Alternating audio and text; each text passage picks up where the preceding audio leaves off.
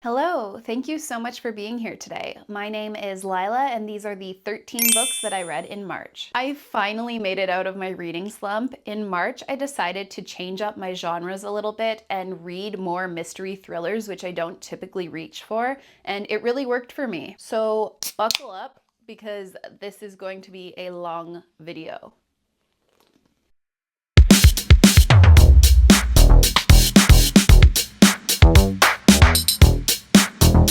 My beloved Alani. I'm truly a Red Bull girl, but Red Bull is really expensive, so I get the packs of Alani at Costco, and they do the trick. They make Red Bull slushies at Harvey's, which are my weakness and the love of my life, but I don't get to have them very often because they're full of sugar, and I'm trying to be mindful of that and not drink things that are full of sugar. However, they are the most delicious thing I've ever had in my life. Red Bull slushies are amazing. Anyway, let's jump into it. The first book that I picked up in March was A Touch of Darkness by Scarlett St. Clair. This is a retelling of the Greek Hades and Persephone story. In this book, we follow Persephone, who is the goddess of spring, who finds herself bound in a contract with Hades, who is the god of the dead. As Persephone spends more time with Hades, she realizes that her initial assumptions about him may not be true, and her affection for him grows. I truly don't have a lot to say about this book because I didn't feel like a lot happened in it. The plot was pretty basic, and I've heard this story retold so many times that I didn't feel like this retelling brought anything new or unique to it. I won't be continuing this series, and I wouldn't describe this book as bad, but I also wouldn't describe it as good. It just wasn't very memorable for me. My rating for this was 2.5 out of 5 stars. Next, I picked up a YA mystery thriller book, but this didn't read at all like a YA book to me aside from the age of the characters. This was really fast-paced and had a gripping plot. In this book, we follow two different points of view. First, we follow a girl who wakes up on the side of the road with no recollection of how she got there and no recollection of who she is. She is found by a police officer who takes her into the station, and shortly after, a man shows up claiming to be her father. He has her birth certificate, ID, and even family photos. However, she has no recollection of him. The police officer sends her home with the man who seems to be her father, even though she has no recollection of him at all. We also follow the perspective of Drew, a teenage boy whose girlfriend has gone missing, and he was the last person to see her alive. Many people think that Drew was involved in her disappearance, so Drew makes it his mission to find her and prove his innocence. While I enjoyed the dual POV because it added dimension and suspense to the story, I definitely enjoyed the perspective of the female character more, and I kept wanting the book to go back to that perspective. This was a very engaging thriller book with a surprisingly sentimental ending. I rated this book 4 out of 5 stars, and as someone who doesn't read a lot of mystery thrillers, I would recommend this.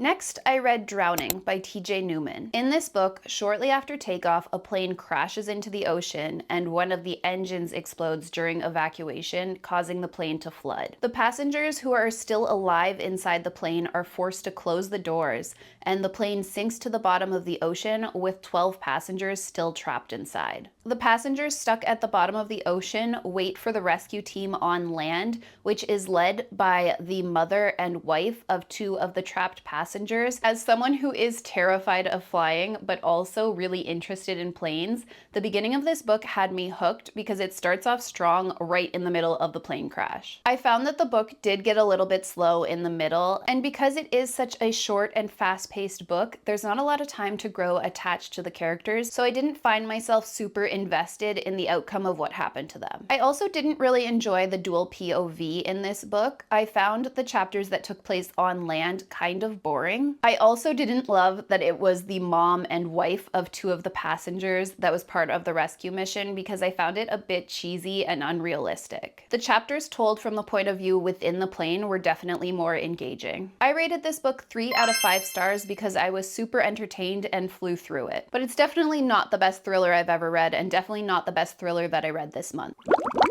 I also read Strange Sally Diamond by Liz Nugent in March. In this book, we follow Sally, who takes things very literally. At the beginning of the book, Sally's adoptive father passes away, and Sally puts him out with the rubbish, as he sarcastically instructed her to do before he died. This leads to Sally becoming the center of attention, both with the police and with the media. As the media and police begin digging into Sally's life, mysterious details about her past and her birth family are revealed. Sally soon receives a teddy bear in the mail from a mysterious sender in New Zealand.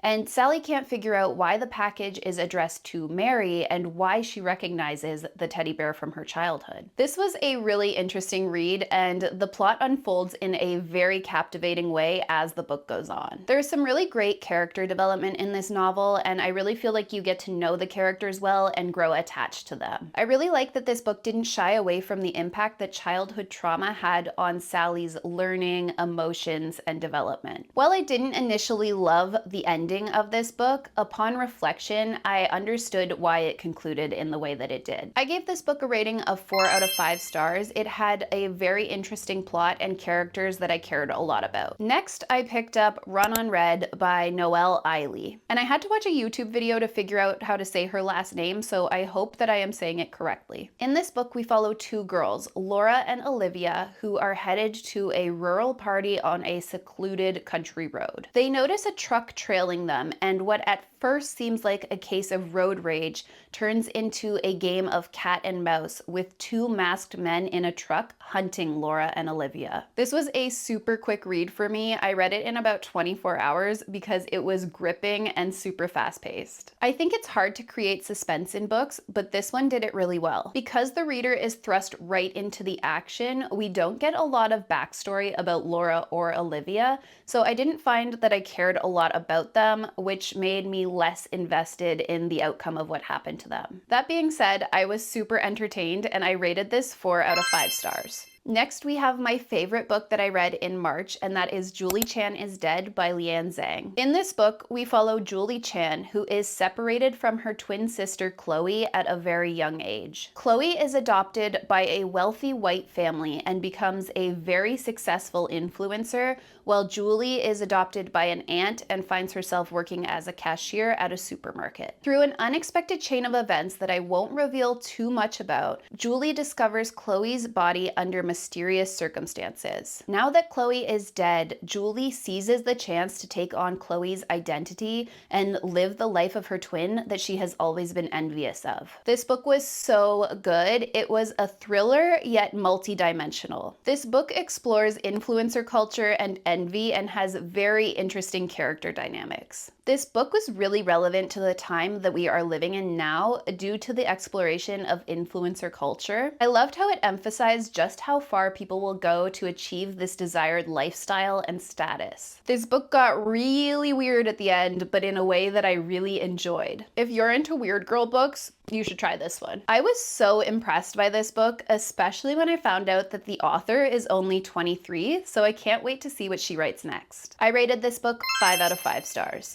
Moving away from thrillers, I read Cash by Jessica Peterson, which is a cowboy romance. In this book, we follow Molly, whose father has recently passed away and he has left her his ranch. However, the catch is that before she inherits the ranch, she needs to live on the ranch and work on the ranch for a year. And as a city girl, this poses a big challenge to her. Alongside taking up a country lifestyle, she also encounters another challenge, which is the grumpy foreman at the ranch, Cash Rivers, who doesn't seem to like her very much. While they don't get along very well, Molly also finds herself attracted to Cash. I love the cover of this book, and the sprayed edges are so cute, and I really wish I liked it more. But I honestly don't have a lot to say about it. It was just okay to me. There were parts of this book that were cute, but it was pretty predictable, and there were parts of this book that were kind of cringe. I rated this book 2.75 out of 5 stars. Next, I read A Fate Inked in Blood by Danielle L. Jensen. This is a reread for me. I wanted to revisit it before I moved on to the second book to refresh my memory. This is a Norse-inspired romantasy book that follows Freya, a shield maiden who is blessed by the gods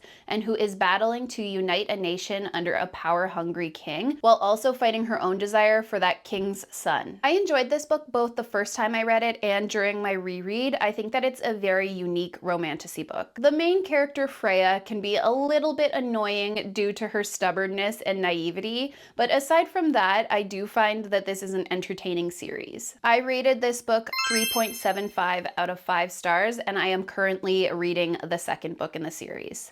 Next, I read Project Hail Mary by Andy Weir. I did a full vlog about reading this book and watching the movie, so I'll link that in the description if you want my more in-depth thoughts on the book. In this book, we follow a man who wakes up in space with no knowledge of how he got there or who he is. As his memories come back to him, we learn that he is there to puzzle out an impossible scientific mystery and conquer an extinction-level threat to humans. I'm not typically a sci-fi reader, but I did really enjoy this. I picked this up as an audiobook because I had heard a lot of people recommend it in that format, and I'm really glad that I did because it made the scientific elements of the story way more digestible to me. I think that as someone who doesn't read a lot of sci-fi, if I were to read this on paper, all of those scientific elements would have been really confusing for me, and I probably would have DNF'd the book, so I'm so glad that I went with the audiobook format. This was a surprisingly emotional and heartwarming story, and I will also say that I went to see the movie and I really loved that as well. I gave Project Hail Mary a rating of 4 out of 5 stars. Next, I read Anxious People by Frederick Bachman. This novel follows a failed bank robber who accidentally takes a group of strangers hostage at an apartment viewing. The strangers, who are all dealing with their own individual problems, form an unexpected bond with one another. This book is best if I don't reveal too much about the premise, and I went into this not knowing much about it, and I really enjoyed it. Frederick Bachman articulates the human experience so well in his writing, and his characters are extremely likable, yet also flawed. He has an amazing way of making the reader feel as if they know the characters really well, despite this being a relatively short book. This book forces the reader to confront our own assumptions. Many of the plot twists that happen in this book are actually due to the reader drawing their own conclusions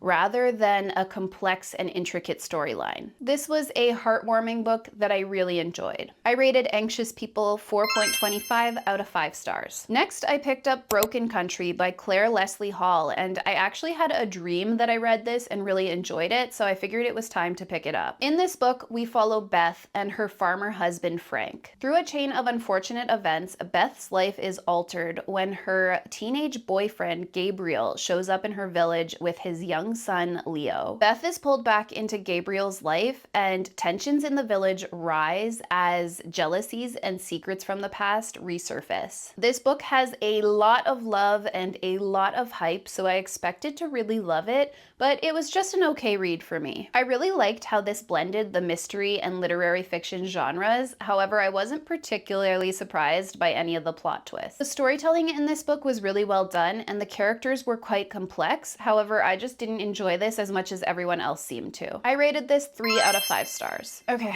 2 more books. We are almost there.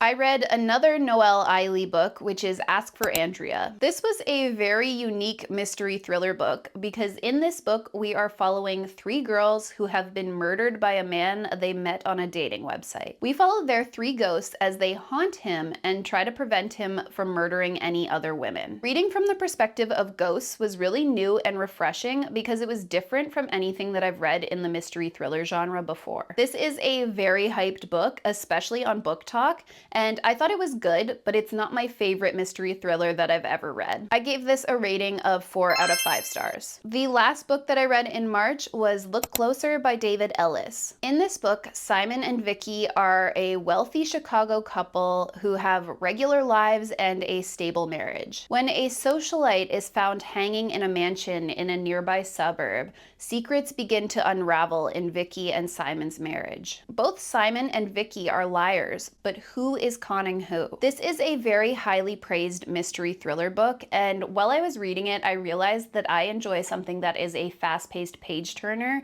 rather than something that is a very intricate, thought-out plotline that keeps you guessing. There are unexpected twists and turns in this story. However, I didn't find myself gasping or clutching my pearls because I wanted something that was fast-paced with characters that I cared about rather than characters that are extremely unreliable. If you enjoy the type type of book where nothing is as it seems and the characters are constantly outwitting each other and outwitting the reader, then I think you'd really enjoy this. But for me, I really like to be invested in the characters and the outcome of what happens to them, and with this book, I just wasn't because all of the narrators are extremely unreliable. I rated this book 3 out of 5 stars. We made it.